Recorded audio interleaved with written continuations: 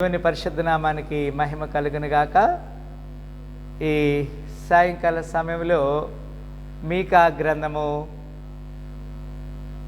1వ అధ్యాయము 3వ వచనంలో ఈ విధంగా వ్రాయబడినది. మీకా గ్రంథము 1వ అధ్యాయము 3వ వచనం విధంగా వ్రాయబడినది. మనం స్క్రీన్ మీద చూడగలుగుతున్నాం పిల్లారా. ఇదిగో యెహోవా తన స్థలము విడిచి బయలుదేరుచున్నాడు. ఆయన దిగి భూమి యొక్క ఉన్నత స్థలముల మీద నడవబోచున్నాడు. For behold the Lord cometh forth out of his place and will come down and tread upon the high places of the earth. High places of the earth. This is the word of God. ఈ లేఖనాన్ని మనం చూసినట్లయితే ఇదిగో యెహోవా తన స్థలమును విడిచి బయలుదేరుచున్నాడు అంటాడు. How great God! ఎంత గొప్ప దేవుడు! ఆయన పరలోకాన్ని విడిచి వస్తున్నాడు పిల్లారా. మనుషుల్ని వెతికి మన యొక్క పరిస్థితిని ఆయన తెలుసుకొని మనతో నివాసం చేయటానికి ఆయన బయలుదేరాడు. ఎంత గొప్ప కృప దేవుడు మనకిస్తున్నాడు. ద్వితీయోపదేశకాండము 32:13 ఈ విధంగా వ్రాయబడినది.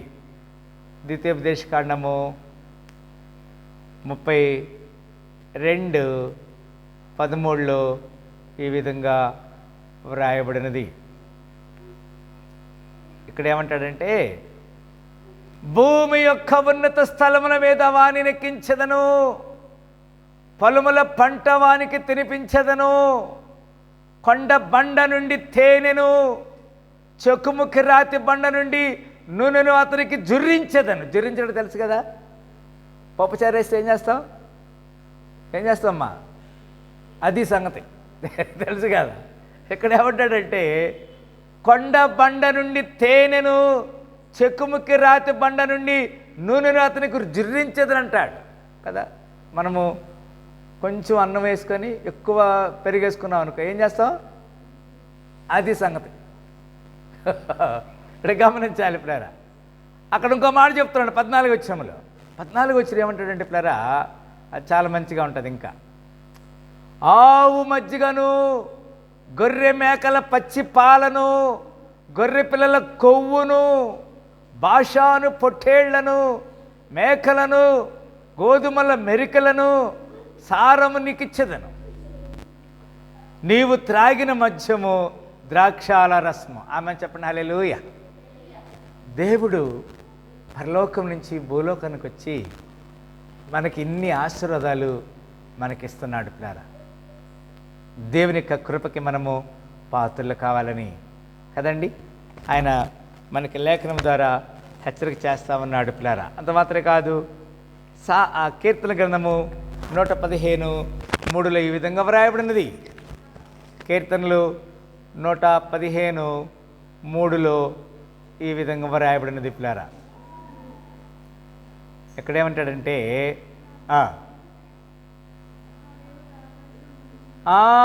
మా దేవుడు ఆకాశమందు ఉన్నాడు, తనకిష్టం వచ్చినట్లు ఆయన సమస్తమును ఆయన ఇక్కడ గమనించాలి. మన దేవుడు ఆకాశమందు ఉన్నాడు, తనకిచ్చి వచ్చినట్లుగా సమస్తము ఆయన చేయుచున్నాడు, సమస్తము ఆయన చేయుచున్నాడని లేఖనంలో మనం చూస్తున్నాం. యెషయా గ్రంథము 26వ అధ్యాయము 21వ వచనంలో ఈ విధంగా వ్రాయబడినది. 26:21 ఈ విధంగా వ్రాయబడినది. 26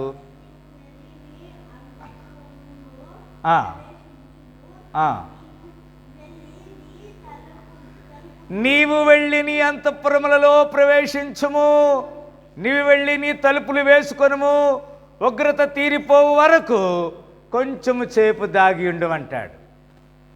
మనల్ని దేవుడు కొంచెం సేపు దాగి ఉండమంటున్నాడు. బాధ కలిగినప్పుడు కదండి, వేదన కలిగినప్పుడు. బాధ కలుగు వేళలో నెమ్మది నాకిచ్చావు, నా కన్నీరు తుడచి నా చేయి పట్టావు. బాధ కలుగు వేళలో నెమ్మది నాకిచ్చావు, నా కన్నీరు తుడచి నా చేయి పట్టావు. నన్ను విడవనన్నావు, నా దేవుడైనావు. నీవే లేకపోతే నేనసలే లేనయ్యా, నీవే లేకపోతే నేనసలే లేనయ్యా. హల్లెలూయా. ఇక్కడ ఏమంటాడంటే ప్రియులారా, నీవు వెళ్ళి నీ అంతఃపురములో ప్రవేశించము, నువ్వు వెళ్ళి నీ తలుపులు వేసుకొనుము, ఉగ్రత తీరిపో వరకు కొంచెం సేపు దాగుకొనమంటాడు. మనందరికీ భయం ఉంటుంది, బాధ ఉంటుంది, ఇరుకులుంటాయి, ఇబ్బందులుంటాయి, సమస్యలుంటాయి, ఉగ్రత ఉంటుంది, ప్రజలు మనం తృణీకరిస్తూ ఉంటారు. అయినను కొంతకాలం మనము దేవుని చాటును తాగాలి. మనకుంటే భయము పోయేంత వరకు. ఇక్కడ దేవుని దాగు చోటు ఏంటి? దేవుని మందిరమే.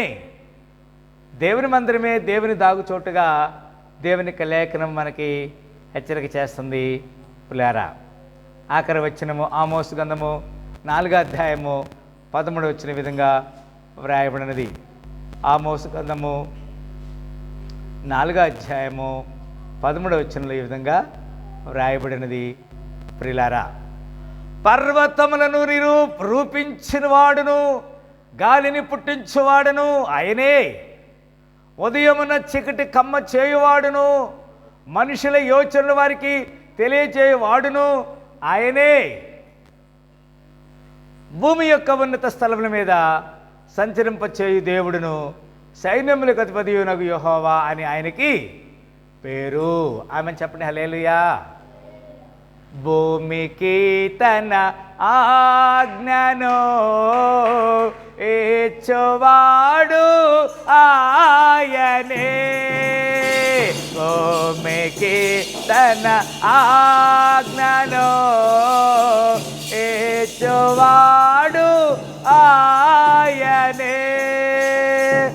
ఏకముగను దేవుని వాక్యము పరుగెత్తను,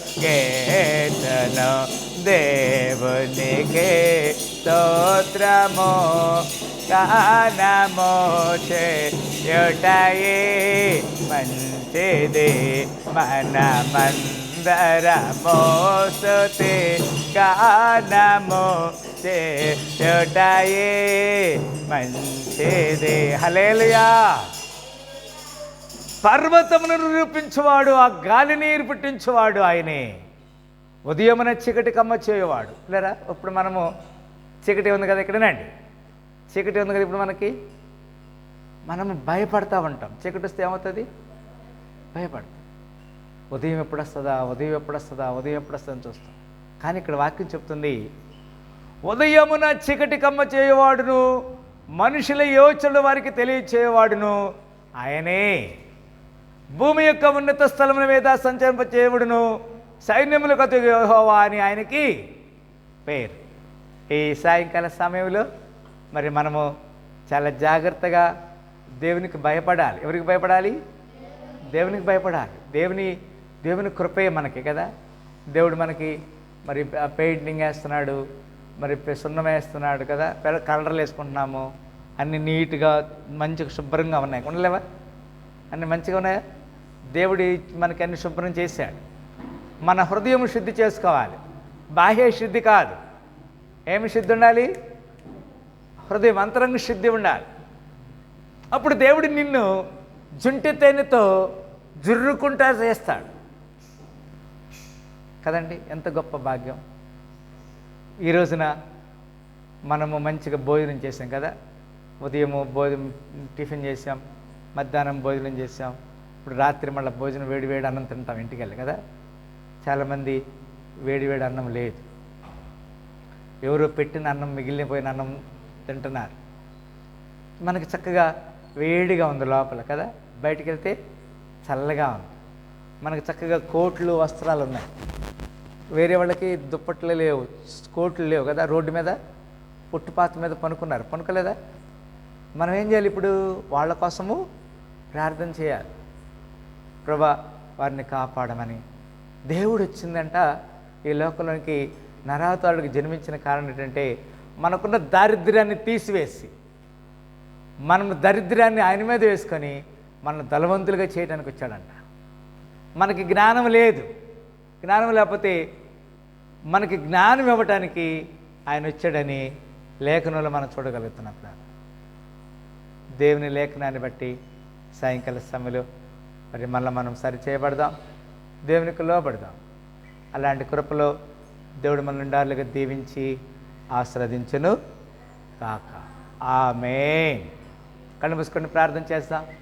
స్తోత్రములు ప్రేమ గల తండ్రి, మీ అపారమైన ఉచిత కృపను బట్టి వందనాలు, స్తుతులు, స్తోత్రం తెలియజేస్తున్నాము. ఏర్పాటు చేయబడిన సాహసాన్ని దీవించండి.